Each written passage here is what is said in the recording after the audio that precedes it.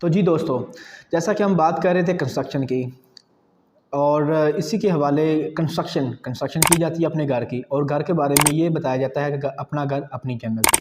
तो क्यों ना दोस्तों मैं कुछ आपको ऐसे पॉइंट बताऊं कि अपने घर को अपनी जन्नत, वो भी आप बेहतरीन कंस्ट्रक्शन करें। इस हवाले से कुछ क्लाइंट थोड़ा सा हाथ खींच जाते हैं ग्रे स्ट्रक्चर के बारे में कि ये नीचे है, फिनिशिंग अच्छे करते हैं।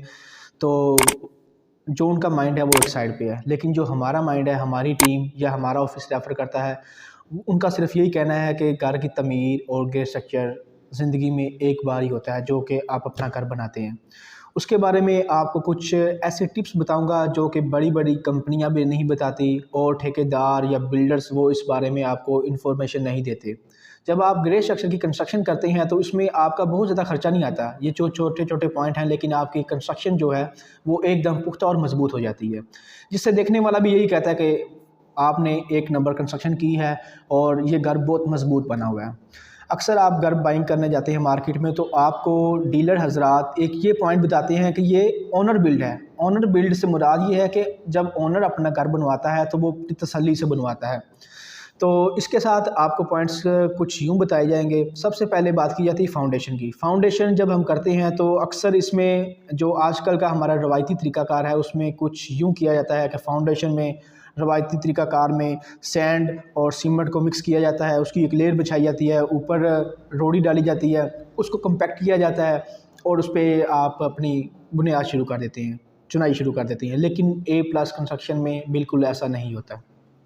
A+ कंस्ट्रक्शन में जब आप फाउंडेशन बनाते हैं, उसके ऊपर आप एक जाल, स्टील का एक जाल बिछाया जाता है। इसके ऊपर सैंड, क्रश और सीमेंट का मिक्सचर बनाया जाता है। मिक्सचर किस तरह बनाया जाता है, जो कि एक ऑटोमेटिक मशीन, जब आप स्लैब्स फिल करते हैं तो जो मशीन वहाँ पे इस्तेमाल की जाती है, फाउंडेशन में भी वही मशीन का इस्तेमाल किया जाता है। और उसकी मदद से आप मिक्सचर बनाते हैं, अपनी फाउंडेशन में उसको फिल करते हैं, प्रॉपर उसकी जैसे छत को आप लेवल करते हैं, उनका लेवल किया जाता है और वो मिक्सचर के साथ उसको प्रॉपर बेनिफिट किया जाता है।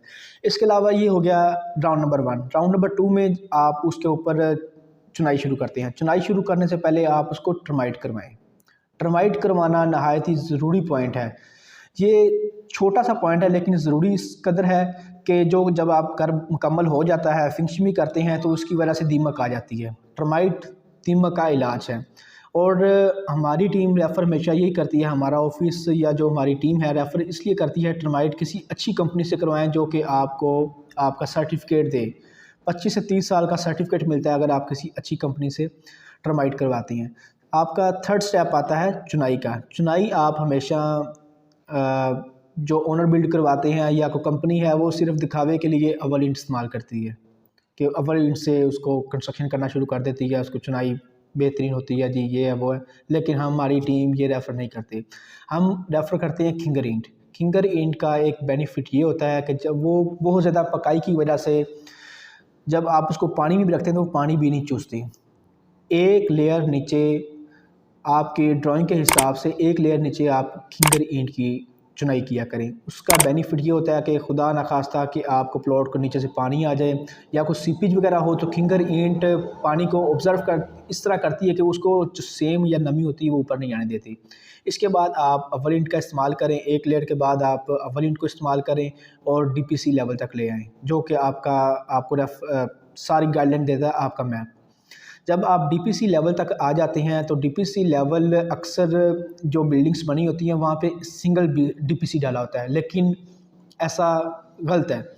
आप हमेशा सीपेज और जो दूसरी थीम आ जाती है और जो इसके अलावा नमी वगैरह आ जाती है, वो सिंगल DPC की एक बहुत बड़ी वजह होती है। आप सिंगल DPC पहले डालें और उसकी मोटाई आपको बताई जाती है वो हो 4 इंच, कम से कम 4 इंच।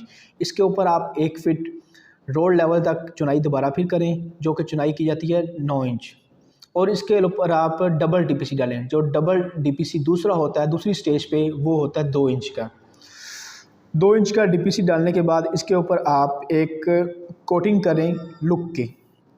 लुक अक्सर मार्केट में इस्तेमाल की जाती है, ऑयली लुक। बाल्टी लेके आते हैं आप, 400-500 रुपये की, 1000 रुपये की आती है, वो ऑयल सा होता है, उसको आप रफ सा कर देते हैं नज़रअंदाज कि इसका कोई बेनिफिट नहीं है, ये सिर्फ नाम की है, लेकिन ये गलत बात है।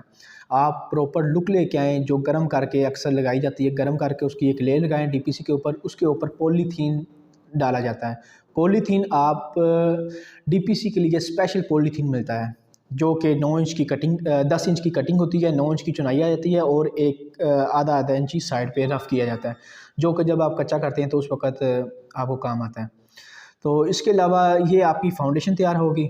इसके ऊपर आप जो भी कंस्ट्रक्शन करते हैं, कंस्ट्रक्शन जो भी आपका मैप बना हुआ है उस हिसाब से आप अव्वल ईंट इस्तेमाल करते हैं और बेहतरीन है। इसके अलावा चुनाई के बारे में आपको एक पॉइंट बताया जाता है। जब आप चुनाई करते हैं तो जो हमारे रवायती मिस्त्री हैं या जो पुराने ख़यालात के मिस्त्री हैं वो इस तरह करते हैं कि चुनाई के साथ उस पे गाज़ लगा देते हैं। गाज़ लगाना बिल्कुल गलत है। इसमें वक्ती तौर पे आपकी चुनाई खूबसूरत लगती है, लेकिन जब आप प्लस्तर करते हैं तो उस टाइम वो उसमें जब आप प्लस्तर करते हैं तो वो पकड़ और उसकी बाउंडिंग मज़बूत नहीं होती। लोग इस बात को ध्यान नहीं रखते और अपनी वक्ती तौर पे खूबसूरती के लिए उसको गाज़ लगाते हैं, ज़्यादा मसाला लगाते हैं और उसको पानी ईंटों को कम लगाते हैं। बेसिकली जब आप चुनाई करें, जितना पानी हो सके, गर्मियों की बात कर रहा हूँ, जितना पानी हो सके आप ईंट को तर करें। जो मसाले की लेयर होती है, जो सीमेंट और सैंड को मिक्स किया जाता है जिसके ज़रिए आप चुनाई करते हैं, वो जितनी बारीक होगी उतना बेहतर होता है। ज़्यादा मोटा मसाला नहीं लगाते और ईंट को ज़्यादा से ज़्यादा तराई करें। जब आपकी चुनाई हो गई है तो डेली उसको 2 टाइम तराई करें। अगर ज़्यादा धूप है तो आप 3 टाइम भी कर सकते हैं। इसके अलावा आप ये हो गया आपका 4th स्टेप। 5th स्टेप में आज आपका आ जाता है लेंटर। लेंटर अक्सर लोग जो छत की भराई की जाती है उसे लेंटर कहते हैं, लेकिन वो बात गलत है। जब आप 7 फीट तक आ जाती हैं, चुगाठे लगा लेते हैं, चुगाठे के ऊपर और जो आपकी विंडोज़ होती हैं इनके ऊपर जो बीम डाला जाता है उसे लेंटर कहते हैं। तो उसके लिए आप स्टील की शटरिंग यूज़ किया करें ताकि जो आपके बीम हैं वो लचक ना खाएं, उनकी शेप बेहतरीन बने। और शटरिंग की स्टील का ये होता है कि वो 9 इंच की स्लैब होती है और बेहतरीन आपका लेंटर किया जाता है। इसके अलावा आपका स्टेप नंबर 6 आ जाता है। लेंटर के जब ऊपर आप कंस्ट्रक्शन चुनाई करते हैं तो उससे भी ये होता है कि नीचे अगर 9 इंच का है तो ऊपर 9 इंच की तो चुनाई, या 4 इंच का भी है जो भी आपकी मैप के रेफरेंस से है, वो बेहतरीन चुनाई होती है। इसके ऊपर आपका 7 स्टेप आ जाता है आपकी शटरिंग। शटरिंग में A+ जो कंस्ट्रक्शन होती है इसमें 90% फट्टे की शटरिंग की जाती है, ऊपर प्लाई डाल दी जाती है। प्लाई वक्ती तौर पे तो छत बहुत खूबसूरत नज़र आती है, लेकिन नहीं, ये गलत बात है। आप हमेशा जो करें इसकी शटरिंग वो स्टील की करें, स्टील की प्लेटों की शटरिंग करें। एक तो आप उसका लेवल चेक करें, वो भी आपको बताया जाएगा कि इसका लेवल कैसे चेक किया जाता है। और इसका ग्राफ चेक करें कि ये अप डाउन तो नहीं है, वो भी आपको, वो अलग टॉपिक है, वो आपको वीडियो में बताया जाएगा। फिर इसके ऊपर शटरिंग के अलावा आप इसके ऊपर पॉलीथीन का एक पूरी लेयर चढ़ाएँ।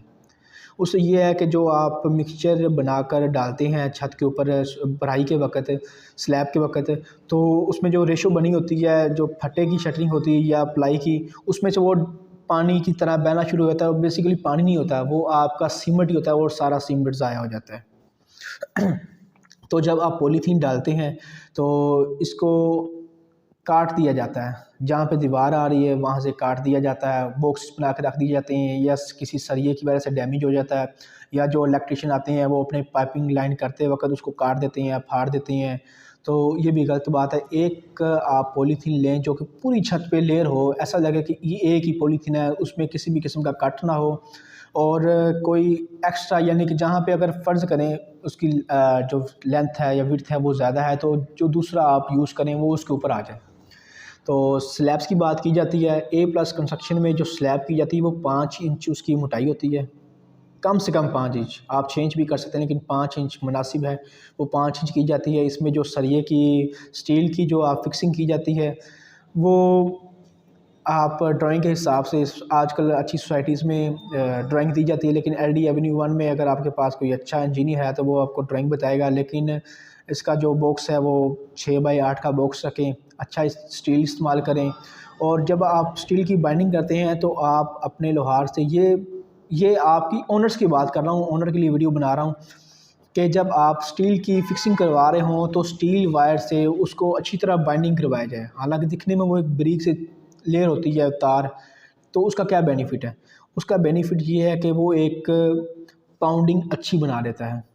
जहाँ पे आपकी जो छत है वो 25 साल वारंटी है, तो वहाँ पे 5 साल बढ़ा दी जाती है। तो इसी के साथ आप फिर उसको अच्छी तरह उसकी जो पॉइंटिंग है वो तार से करें। और इसके अलावा जो सीमेंट वगैरह इस्तेमाल करते हैं वो मैपल या डीजी का इस्तेमाल करें। सैंड आप जो इस्तेमाल करते हैं वो रावी की इस्तेमाल करें या चिनाब की इस्तेमाल करें। चिनाब की जो रेत है वो ज़्यादातर प्लस्तर में इस्तेमाल की जाती है। उससे यह है कि आपका प्लस्तर थोड़ा ग्रेन्स उसमें ज़्यादा होती हैं, मजबूती ज़्यादा आती है। और इसके अलावा जो आप क्रश इस्तेमाल करें, क्रश हमेशा अच्छी इस्तेमाल करें। उसकी ये है कि क्रश जो अच्छी इस्तेमाल करेंगे, जैसे कि मरगला की है या जो प्लांट की है, उसकी बाउंडिंग बहुत मजबूत होती है। और इसके अगेंस्ट जो आप स्लैब में यूज़ करते हैं ब्रिक्स, वो हरगिज़ इस्तेमाल नहीं किया करें, क्योंकि उसकी बेसिकली जो केमिस्ट्री है उसमें सीमेंट, सैंड और क्रश की बाउंडिंग होती है। उसमें ब्रिक्स की बाउंडिंग कहीं बनाई ही नहीं हुई। ये तो हमारे जो दोस्त अहबाब हैं या रवायती ठेकेदार, उन्होंने इसकी बाउंडिंग दी हुई है कि ये आप इस्तेमाल करें, इसकी भी मजबूती वही होती है, लेकिन ये हरगिज़ गलत बात है। तो ये आपका कुछ मैंने आपको पॉइंट्स बताए हैं जो कि स्लैब तक आ गए। इसी तरह आप मुकम्मल घर की जो चुनाई है वो कर सकते हैं। और प्लस्तर के लिए मैं आपको मज़ीद अलग वीडियो में बताऊंगा कि प्लस्तर जब आप करते हैं तो इसके लिए कौन से पॉइंट्स हैं कि आपका प्लस्तर मजबूत हो और आपका ग्रे स्ट्रक्चर और मजबूत हो जाए। तो दोस्तों, मिलते हैं नई वीडियो के साथ। नई वीडियो में हम आपको बताएंगे कि बी कैटेगरी की कंस्ट्रक्शन में क्या इस्तेमाल होता है और उसमें कौन से ऐसे पॉइंट्स हैं जो हम नज़रअंदाज कर जाते हैं, हालांकि पैसे हम वही पे कर रहे होते हैं ए प्लस कंस्ट्रक्शन के। हमें बताया ए प्लस कंस्ट्रक्शन जाता है, लेकिन उसमें बी कैटेगरी कौन सी इन्वॉल्व हो जाती है और कौन से पॉइंट हैं जिसकी वजह से जो आपका ग्रे स्ट्रक्चर है, जिसके पैसे तो आप एक पे करते हैं लेकिन आपका काम बी कैटेगरी में किया जाता है, जो कि आपके मद्देनज़र रखना, उसको देखना, जांच पड़ताल करना तो आपकी ज़िम्मेदारी है।